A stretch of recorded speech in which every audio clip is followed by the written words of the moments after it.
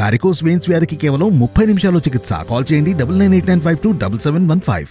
ఈరోజు అమరావతిలో మాకు ఘన స్వాగతం పలికిన అమరావతి రైతాంగానికి, రైతు కూలీలకు, ప్రజలందరికీ కూడా పేరు పేరున మనస్ఫూర్తిగా నమస్కారాలు, అభినందనలు, శుభాభినందనలు.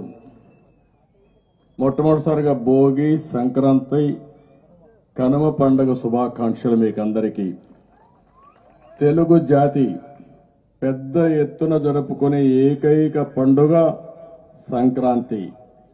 ఆ సంక్రాంతి ఈరోజు మన అమరావతిలో జరుపుకోవడం నేను చాలా సంతోషంగా ఫీల్ అవుతున్నాను. ఒక పక్క బాధ ఉంది, ఒక పక్క హోప్ ఉంది. మళ్ళీ భవిష్యత్తు మంది.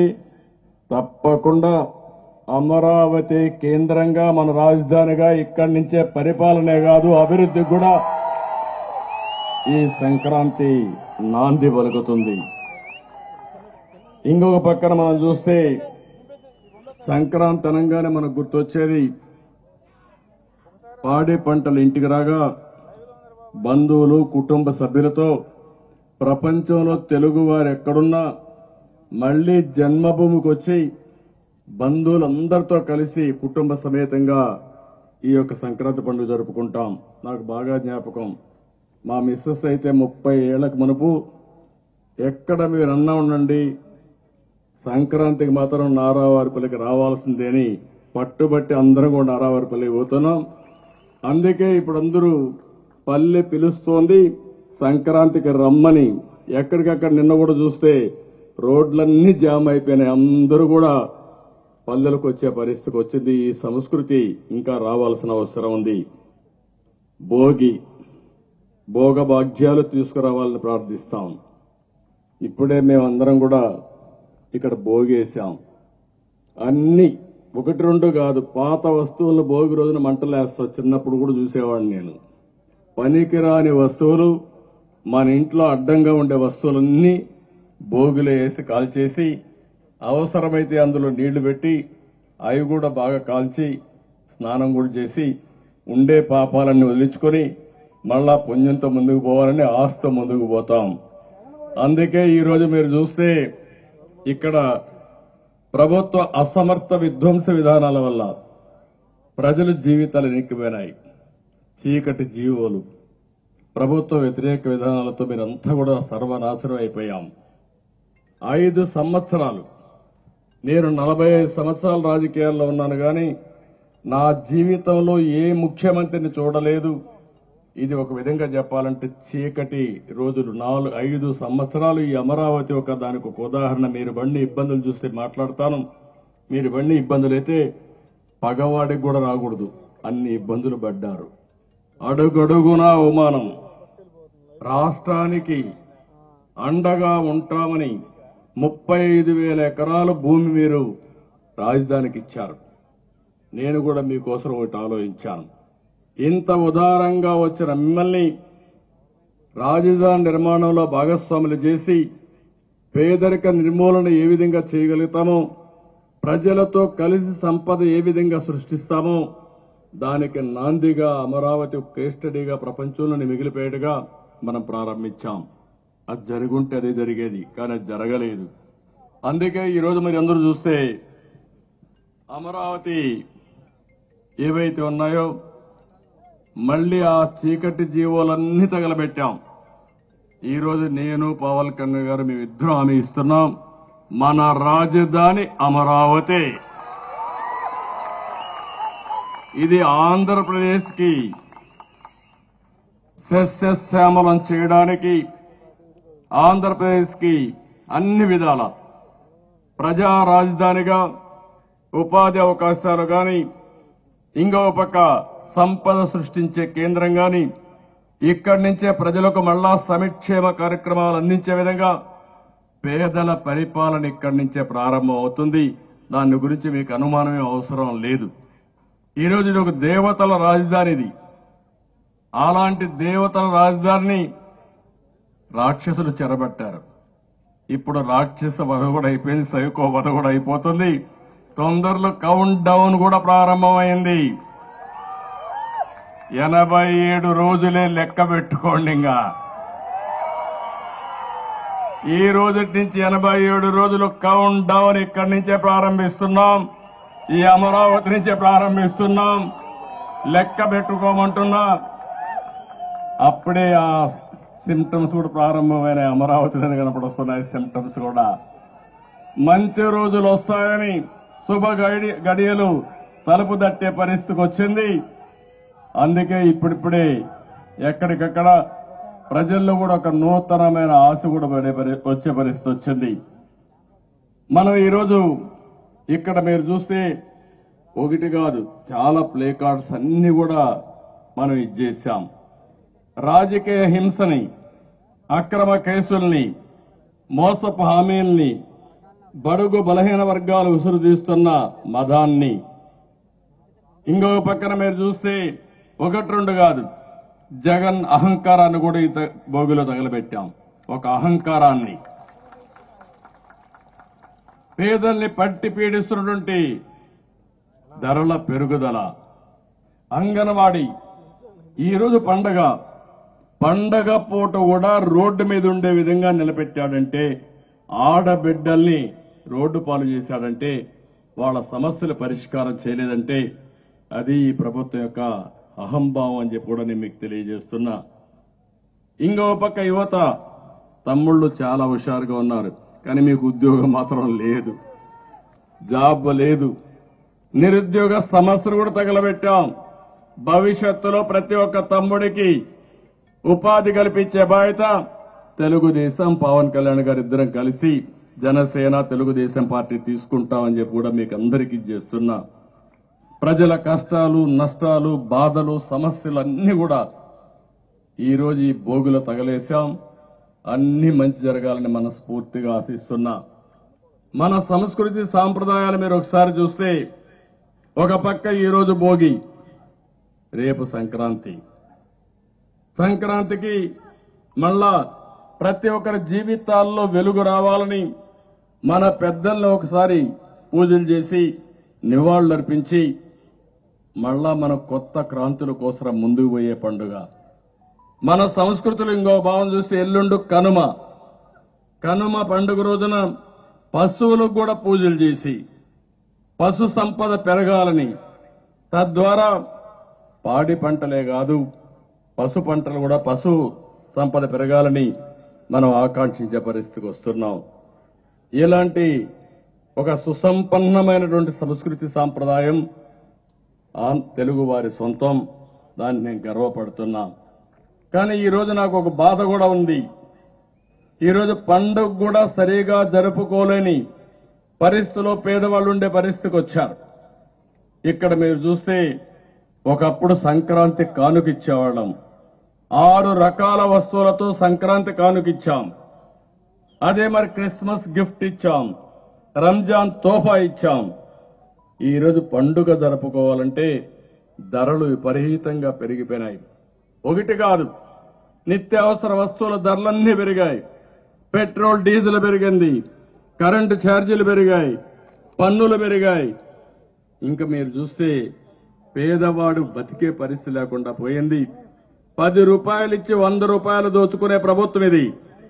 రేపు రాబోయే రోజుల్లో జనసేన, తెలుగుదేశం పార్టీ కలిసి సంపద సృష్టించి మీకు 15 రూపాయలు ఇచ్చి ఆ 15ని 100 రూపాయలు చేసే విధానం, 1000ని 1000 రూపాయలు చేసే విధానం, 1000ని 10,000 రూపాయలు చేసే విధానం, పేదవాడికి సంపద సృష్టించడం ఏకైక ధ్యేయంగా ఈ 2 పార్టీలు ముందుకు పోతాయి.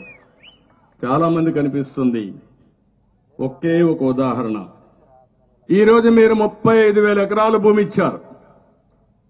తిరిగి మీకందరికీ ల్యాండ్ పూలింగ్ లో భూమి ఇచ్చాం. మిగిలిన భూమి ఇక్కడ కావాల్సిన రోడ్లకు గాని, పార్కులకు గాని, కొన్ని ప్రభుత్వ సంస్థలకు గాని, కొన్ని ప్రైవేటు సంస్థలు రావాలంటే వాళ్ళకి ఇవ్వడానికి కూడా భూమి పెట్టుకుని ఇంకా 8,000 నుంచి 10,000 ఎకరాలు మిగులుతుంది. ఆ 8,000 ఎకరాలు 10,000 ఎకరాలు అమ్మితే, ఒకప్పుడు నేనున్నప్పుడైతే బిగినింగ్ లోనే 10 కోట్ల ఎకరా అమ్మింది. ఇప్పుడు తగ్గిపోయింది, మళ్ళా పెరుగుతా ఉంది. నిన్న మొన్న పెరిగే సిమ్టమ్స్ కనపడొస్తున్నాయి. అంటే మళ్ళా తెలుగుదేశం జనసేన అధికారంలోకి వస్తుందని ప్రజలు కూడా నిర్ణయించుకున్నారు. అందుకే ఒక ఆశ కూడా పెరిగింది. కానీ ఇక్కడ మీరు గుర్తుపెట్టుకోవాల్సింది ఆ 8,000 10,000 కోట్ల రూపాయలు 8,000 ఎకరాలు కానీ ఉంటే కొద్ది కొద్దిగా మనం అమ్ముకుంటూ ఉంటే మార్కెట్ రేటుకి అమ్ముంటే 1,00,000 కోట్ల రూపాయల సంపద ఆ రోజుది. ఇదే 30 కోట్లకు అమ్మితే 3,00,000 కోట్ల సంపద. హైదరాబాద్ లో మీరు ఒక్కసారి ఆలోచిస్తే హైటెక్ సిటీ ఎదురుగా నేను మొట్టమొదటిసారిగా ప్రారంభించినప్పుడు ఎకరా 1,00,000 రూపాయలు. అలాంటిది ఈరోజు 100 కోట్ల రూపాయలు అమ్మే పరిస్థితికి వచ్చిందంటే ఎన్ని రెట్లో మీరు ఒక్కసారి ఆలోచించుకోవాలి. అది సంపద సృష్టించే మార్గం. ఒకసారి ఇక్కడ బిల్డింగ్స్ వచ్చినా, ఆఫీసులు వచ్చినా, హాస్పిటల్స్ వచ్చినా మళ్లీ ప్రభుత్వ ఆదాయం పెరుగుతుంది. ప్రతి ఒక్కరికి ఉపాధి వస్తుంది. మళ్ళా వాళ్ళ నిత్యావసర వస్తువులు కానీ వాళ్ళకి అవసరాన్ని కొంటే మళ్ళా దానిపైన గవర్నమెంట్కి ఆదాయం వస్తుంది. అదే సంపద సృష్టించడం దుర్మార్గుడు ప్రారంభించాడు. ప్రజా వేదికతో విధ్వంసానికి నాంది పలికి 5 సంవత్సరాల్లో కూల్చడం తెలుసు గాని నిర్మాణం తెలియని వ్యక్తి ఈ ముఖ్యమంత్రి అని చెప్పి కూడా నేను మీకు తెలియజేస్తున్నా. అందుకే మేము హామీ ఇస్తున్నాం, తప్పకుండా భవిష్యత్తులో ప్రతి ఒక్క వర్గానికి న్యాయం చేసే బాధ్యత, నిరుపేదలకు అండగా ఉండే బాధ్యత తెలుగుదేశం పార్టీ జనసేన తీసుకుంటాం. రైతులకు ఎన్ని కష్టాలు ఈ 5 ఏళ్లలో మామూలు కాదు. పండిస్తే పంటకు గిట్టుబాటు ధర లేదు, కొనే నాదుడు లేదు, కరువు వస్తే పట్టించుకునే పరిస్థితి లేదు, తుఫాను వచ్చినా పట్టించుకునే పరిస్థితి లేదు. చాలా సమస్యలు ఫేస్ చేశారు. 466 మండలాలు కరువు వస్తే 106 మండలాలని చెప్పి కేంద్ర సహాయం కూడా తీసుకొని దుర్మార్గమైన ప్రభుత్వం ఈ ప్రభుత్వం అని చెప్పి కూడా నేను మీకు తెలియజేస్తున్నా. అంగన్వాడీ అయితే దగ్గర 32 రోజులుగా ధర్నా వాళ్ళు నిరసన చేస్తామంటే కనీసం వాళ్ళు పట్టించుకున్న పాపాన పోలేదు. ఇవే కాకుండా ఇంకొక పక్క వీడికి వస్తే ఓసారి మనసు బాగా ఆందోళన, ఆవేదన చెందే పరిస్థితి వస్తుంది. 5 ఏళ్లకు మునుపు కట్టిన బిల్డింగులన్నీ కడాన ఈ చట్టాలు ఏ విధంగా ఉంటాయంటే నేను దానికి మొన్న ఒక కథ చెప్పాను. భస్మాసురుడు శివుడిని వరవడగుతాడు, పాపం బోళా శంకరుడు వరమిస్తాడు. ఇచ్చిన తర్వాత ఎవరి చేయి మీద ఎవరి నెత్తిపైన చేయబెడితే వాళ్ళ బూడిదైపోవాలని వరం. మీరందరూ ఇక్కడ ఆంధ్రప్రదేశ్లో ఉండే 5 కోట్ల మంది కూడా శంకరుడు మారిగా, బోలా శంకరుడు మారిగా మీరందరూ కూడా వరం ఇచ్చేశారు, ఓటు ఇచ్చేశారు, ఓటు వేసేశారు. ఆ ఓటు వేసిన తర్వాత మీరు ఒక్కసారి ఆలోచిస్తే అందరి తల మీద చేయబెట్టాడు, అందరిని బూడి చేయడానికి. అప్పుడైతే ఆ భస్మాసురుడు శివుడైతే పారిపోయి దేవుడే పారిపోయాడు, మహావిష్ణువు దగ్గర పోయి మొరపెట్టుకున్నాడు. నన్ను తప్పు అయిపోయింది, దుర్మార్గుడికి వరం ఇచ్చా కాబట్టి కాపాడనంటే ఆయన మళ్లీ చూస్తే మీరు మహిషాసుర మోహిని అవతారం ఎత్తి డాన్స్ చేసి వీడిని మెప్పించి వాడి చెయ్యి వాడిని తినిపెట్టుకునే పరిస్థితి తీసుకొచ్చి బూడి చేసే పరిస్థితికి వచ్చారు. అంటే భగవంతుడికి తప్పలేదు ఈ కష్టాలు. నేను అందుకే చెప్తున్నా, విష్ణుమూర్తి వచ్చి చేసే వరకు ఈశ్వరుడు కూడా దిక్కు లేకుండా పోయింది. ఇక్కడ ప్రజలు ఓటేసిన తర్వాత అందరి తల మీద చేయబెట్టాడు, పెడుతూనే ఉన్నాడు. ఇంకా బతికున్నాం, అక్కడ బూడిదైపోయారు కానీ ఇంకా జీవోత్సవాలుగా బతికున్నాం. అందుకే నేను అడుగుతున్నా, మళ్ళా మీకు ఒకే అవకాశం 87 రోజులు ప్రతి ఒక్కరుగా ఆలోచించుకుని కులాలకు అతీతంగా, మతాలకు అతీతంగా, ప్రాంతాలకు అతీతంగా అందరూ కలిసి ఒకే దారికి రావాలి. అది వైసీపీ విముక్త రాష్ట్రంగా తయారు చేసే పరిస్థితి మీరందరూ తీసుకోవాల్సిన అవసరం ఉంది. ఆ ఉద్యమానికే నేను గాని జనసేన గారు గాని మీకు ఇవ్వరు. ఇంక 87 రోజులు ఓపి పట్టాలా, కోర్టు పోవాలా. మిమ్మల్ని అభినందిస్తున్నా. 5 ఏళ్లు పోరాడారు. ఇంతవరకు ప్రపంచ చరిత్రలో ఇంత పెద్ద పోరాటం ఎప్పుడూ జరగలేదు. అంత పెద్ద పోరాటం చేసిన ఇక్కడ రైతాంగాన్ని, ప్రత్యేకంగా ఆడబిడ్డల్ని మనస్ఫూర్తిగా అభినందిస్తున్నా. మామూలుగా జరగలేదు. కడాన మిమ్మల్ని చూస్తే ఇక్కడ అడుగడుగునా మిమ్మల్ని హింస చేశారు. ఇక్కడే మా పోలీసులు ఉన్నారు. పాపం వాళ్ళని నేనేం మాట్లాడను కానీ వాళ్ళు చేసిన అరాచకాలైతే రాక్షసు కూడా అంత అరాచకాలు చేయరు. అన్ని అరాచకాలు చేశారు ఈ పోలీసులే. రేపు మళ్ళా మీకు జిందాబాద్ కొట్టబోయేది కూడా ఈ పోలీసులే. తొందరలో వస్తారు మళ్ళీ మీ దగ్గరికి. వచ్చేట్టుగా చేసిన అదే ప్రజాస్వామ్య విశిష్టత. నేను చాలా విన్నాను, చాలా చూశాను. ఇన్ని రోజులు మీరు ఆందోళన చేస్తా ఉంటే కడానిక్కడ ఆడబిడ్డలుంటే ఆందోళన చేయనీయకుండా చేయడం కోసం డ్రోన్స్ పంపించి బాత్రూముల పైన ఎగరేసే పరిస్థితికి వచ్చారంటే, మీరు పాదయాత్ర నడుస్తా ఉంటే భోజనం చేయడానికి టెంట్లు వేయనీయకుండా మిమ్మల్ని రోడ్డు మీదనే భోంచేసే పరిస్థితి తీసుకొచ్చారంటే, ఇప్పుడు కూడా అన్నారు ఈ స్కూల్ ఎట్టిచ్చారు పాపం వాళ్ళు ఏం చేస్తారని. అంత భయం ఉంది. అంటే ఒక దుర్మార్గుడి పాలనలో వేరే రాజకీయ నాయకులు వచ్చి ఇక్కడ స్కూల్లో మీటింగ్ పెట్టాలన్నా భయపడే పరిస్థితికి వస్తున్నారంటే, ఇవన్నీ కూడా మనం చూస్తే దీంట్లో ఆశ్చర్యం లేదు. ఇప్పుడే రామకృష్ణరాజు ఒక ఎగ్జాంపుల్ చెప్తున్నా మీకు. రఘురామకృష్ణరాజు ఆయన ఈరోజు రఘురామకృష్ణరాజు ఒక ఎంపీ అరెస్ట్ చేసి ఆయన విభేదించాడని విమర్శించాడని అరెస్ట్ చేసి పోలీస్ స్టేషన్లో సిబిసిఐడి పోలీస్ స్టేషన్లో విపరీతంగా కొట్టి మళ్లీ అతన్ని జైలుకు పంపించారు. ఆ రోజు మీరు చూస్తే ఎంత భయంకరంగా సిచ్యువేషన్ అంటే, మేమందరం బయట ఉన్నాం. ఇక్కడ నేరుగా హైకోర్టుకు వెళ్ళాం, సుప్రీంకోర్టుకు వెళ్ళాం, ప్రెసిడెంట్కి లెటర్ రాశా, ప్రైమ్ మినిస్టర్ లెటర్ రాశా, గవర్నర్కి లెటర్ రాశా. అయినా కూడా కొట్టారు. కొట్టిన తర్వాత ఆయన్ని మళ్లీ సుప్రీంకోర్టు ఇంటర్ఫియర్ అయ్యి హైదరాబాద్ మిలిటరీ హాస్పిటల్కి పంపించి హైదరాబాద్ మిలిటరీ హాస్పిటల్లో సర్టిఫికెట్లన్నీ తీసుకుని ఆయన కొట్టిన మాట వాస్తవాన్ని ధృవీకరించారు. ధృవీకరించిన తర్వాత సుప్రీంకోర్టులో వేశాడు మళ్లీ ఆ కేసు. ఇంకా ఆ కేసు అట్లే పెండింగ్ ఉంది. ఒకసారి హైదరాబాద్ నుంచి ప్రధానమంత్రి గారు వెస్ట్ గోదావరిలో ఆయన నియోజకవర్గంలో మీటింగ్ పెడితే ఆ మీటింగ్కి వస్తున్నాడు. మీటింగ్కి వస్తా ఉంటే అల్లూరి సీతారామరాజు గారి యొక్క విగ్రహావిష్కరణ కోసం ప్రధానమంత్రి వస్తే ఆ మీటింగ్కి పోవాలంటే ఆయన ఎక్కిన ట్రైన్ ఏం చేస్తారో తెలియకుండా చంపేస్తారనే భయంతో మళ్ళా మధ్యలో దిగి పారిపోయాడు. అప్పటి నుంచి ఇక్కడ రాకుండా ఒక ఎంపీ ఈ రాష్ట్రంలో వాళ్ళ ఊరికి కూడా రాకుండా, నియోజకవర్గానికి రాకుండా 5 ఏళ్లు ఢిల్లీలో ఉన్నాడు.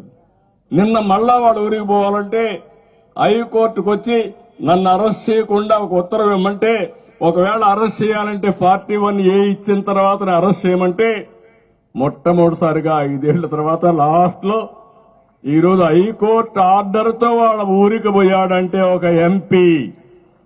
Can you imagine? మొన్నే ఒక అతను అమెరికాలో తెలుగుదేశం పార్టీకి జనసేనకి మనం పోరాడే విషయాల్లో అక్కడక్కడ పోస్టులు పెడుతున్నాడని వాళ్ళ తల్లికి బాగాలేకపోతే యశస్వి వాళ్ళ తల్లికి బాగాలేకపోతే వచ్చాడు. వస్తానే ఆయన్ని అరెస్ట్ చేశారు ఎయిర్పోర్ట్లో. అరెస్ట్ చేసిన తర్వాత పాస్పోర్ట్ లాక్కున్నారు.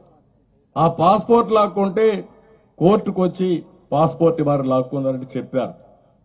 41A నోటీసులు మేమందరం పోయినాక పంపించారు. మళ్లీ తిరుపతిలో కేసు ఇచ్చారు. మళ్ళా అక్కడికి రమ్మని అమెరికాకు పోకుండా అడ్డుపడి ఆయన పాస్పోర్ట్ కూడా లాక్కొని హైకోర్టు చెప్పినా వినలేదంటే ఏమన్నా మీరే ఆలోచించండి. ఈ రోజు ఇక్కడుంది, ఈ బిల్డింగ్లన్నీ ఉన్నాయి, మీరు చూస్తున్నారు. ఆ రోజు మనం కట్టిన అమరావతి అసెంబ్లీలోనే సమావేశాలు, మనం కట్టినటువంటి సెక్రటరియట్ లోనే కేబినెట్ సమావేశాలు. హైకోర్టు ఇక్కడి నుంచే ఫంక్షనింగ్. వీళ్ళ కోసరం మామూలుగా ఇన్ని జరుగుతా ఉంటే, అరాచకాలు జరుగుతా ఉంటే కోర్టులు కూడా ఏమీ చేయలేని నిస్సహాయ స్థితికి వచ్చాయంటే ఎంత ఆశ్చర్యం వేస్తుందంటే, ఇక్కడే రోడ్డు వేస్తే ఆ రోడ్డు మట్టి కూడా దూకొని పోయే పరిస్థితికి వచ్చారు, మెట్టలు దూకొని పోయే పరిస్థితికి వచ్చేశారు. ఇక్కడ ఇసుక మెట్టలు పెడితే మొత్తం దొంగిలించుకునే పరిస్థితికి వచ్చారు. హైకోర్టు యొక్క జడ్జెస్ కట్టినటువంటి ఇండ్లు కూడా పూర్తి చేయలేదు 5 ఏళ్ల తర్వాత. ఎమ్మెల్యేలకు కట్టిన వాళ్లకు, స్టాఫ్ కట్టిన ఇండ్లు ఏది పూర్తి చేయలేదు. కానీ ఎంత అవస్థపడ్డారంటే, మీరు నిన్న కూడా అమరావతి కాకుండా 3 రాజధానులని విశాఖపట్నానికి పోతానంటే మళ్ళా మీరు ఫైట్ చేసి కోర్టుకు పోతే మళ్ళా సుప్రీంకోర్టులో రావడం, మళ్ళా హైకోర్టుకు రావడం, మీరు ఎక్కిన గడప దిగన గడపే లేదు. 5 ఏళ్లు మీరు పోరాడారు. Hands off to you. మీ ధైర్యానికి మెచ్చుకుంటున్నా.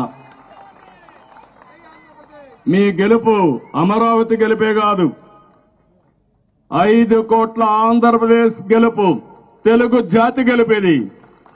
తెలుగు జాతి కోసం మీరు త్యాగం చేశారు. అలాంటి త్యాగం చేసిన మీ యొక్క త్యాగం వృధాగా పోదు. తప్పకుండా న్యాయం జరుగుతుందని చెప్పి నేను ఆకాంక్షిస్తున్నా. మీకందరికీ మనస్ఫూర్తిగా తెలియజేస్తున్నా. ఈరోజు సంక్రాంతి సందర్భంగా నేను ఒకటే మిమ్మల్ని అందరినీ కోరుతున్నా, ఎవ్వడు కూడా ప్రపంచంలో ఎక్కడా చేయడు. ప్రపంచంలో 3 రాజధానులు అనేది ఎక్కడా లేదు.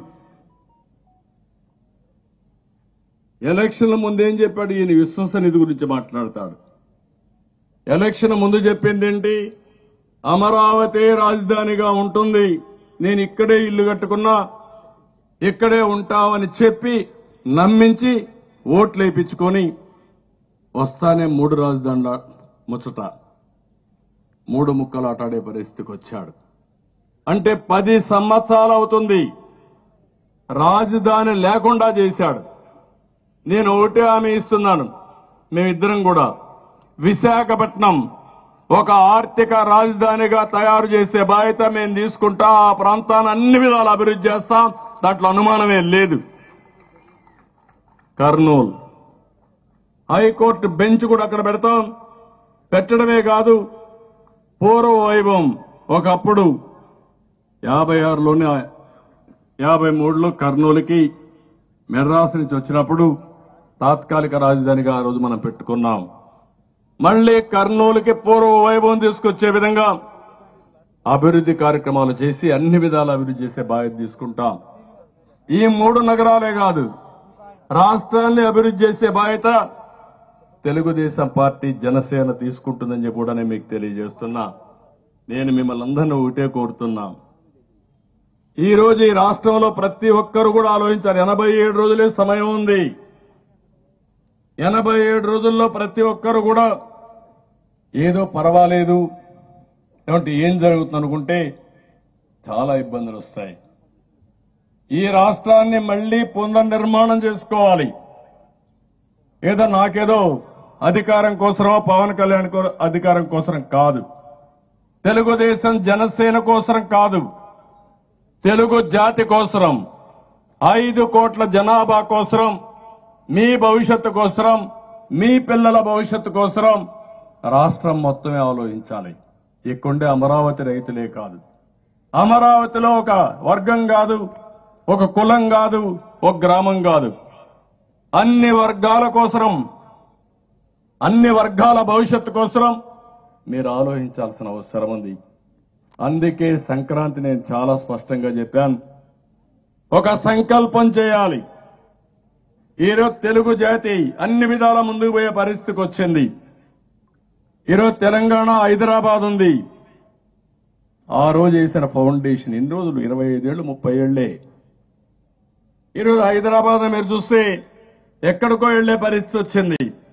దేశంలోనే ఎక్కువ ఆదాయం వచ్చే రాష్ట్రం, తలసరి ఆదాయం వచ్చే రాష్ట్రం తెలంగాణ రాష్ట్రంగా తయారైందంటే దానికి కారణం హైదరాబాద్. దాంట్లో సైబరాబాద్ తీసుకొచ్చాం, నాలెడ్జ్ ఎకానమీ పోయాం.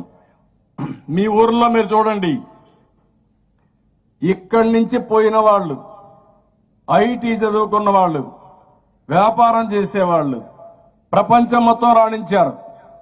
కానీ ఈ రాష్ట్రంలో మాత్రం రాణించలేకపోయాం. కాబట్టి మా ఇద్దరు ఆలోచన కూడా ఒకటి, తెలుగువారు ప్రపంచం అంతా కూడా నెంబర్ 1 గా ఉండాలనేది మా ఆకాంక్ష. 2047కి ప్రపంచంలో ఎక్కడ చూసినా తెలుగు జాతి నెంబర్ 1 గా చేయడం మా ధ్యేయం, మా ఆశయం. ఇది జరుగుతుంది. అదే సమయంలో ఈ రాష్ట్రాన్ని కాపాడుకునే బాధ్యత మా ఇద్దరిపైనే కాదు, తెలుగుదేశం జనసేన కార్యకర్తలపైనే కాదు, ప్రతి ఒక్కరిపైన ఉంది. ఇప్పటికైనా పోలీసు వ్యవస్థ కూడా మారాల.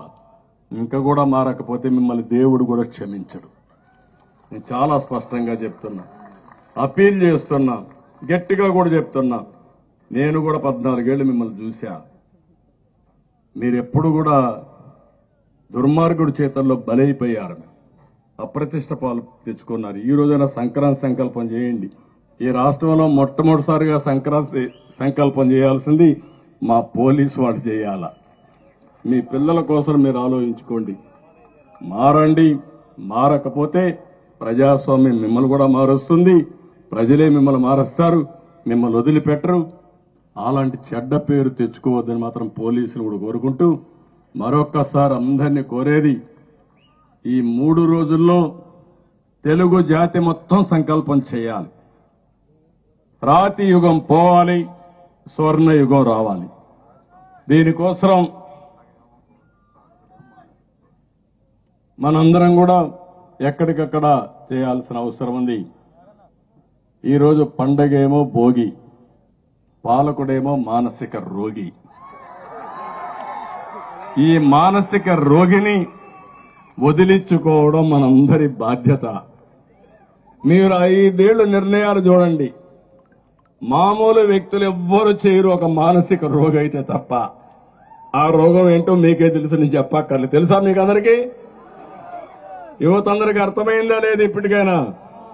కాబట్టి ఏదైనా యాక్షన్ తీసుకుంటే ఈ పోలీసులు ఆ మానసిక రోగి పైన యాక్షన్ తీసుకోవాలి, కానీ ఈ పేద ప్రజలపైన